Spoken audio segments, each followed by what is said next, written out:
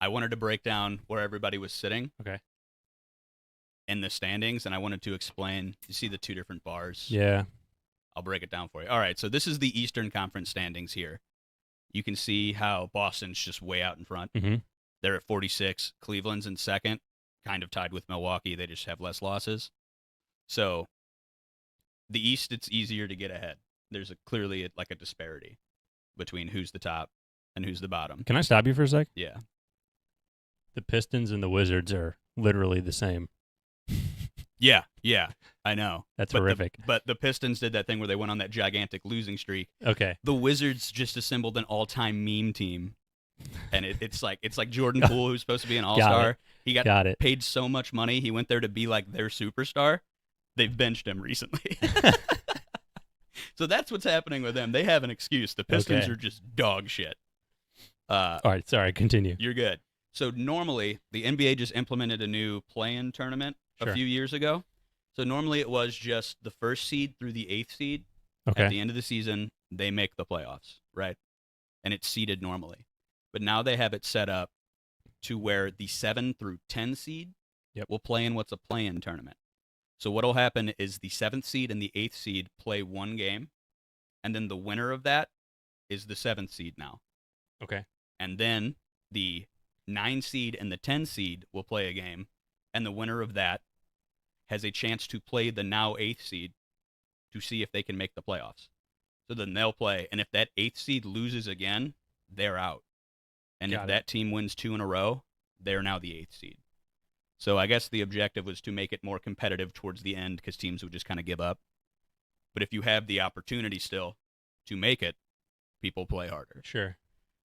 It's been okay so far. I think it's going all right. I think the in-season tournament's cooler. Is that their wild card?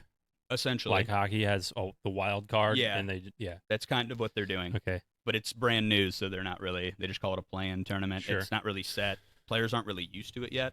They just know they got to play a couple more games and they need to win. Got it. You know what I mean? Yeah.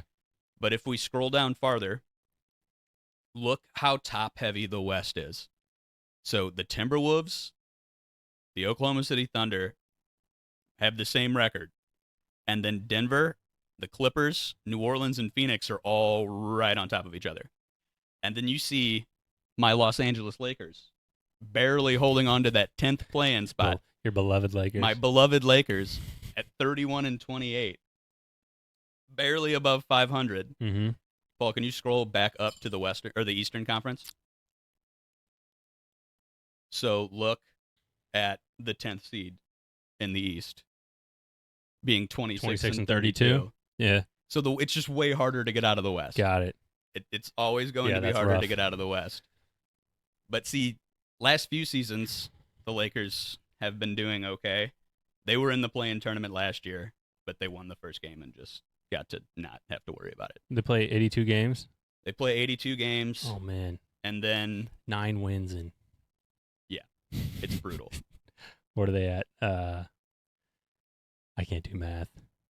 But yeah, I just it's abysmal. You don't know. 58. It's disrespectful to math to try and do that.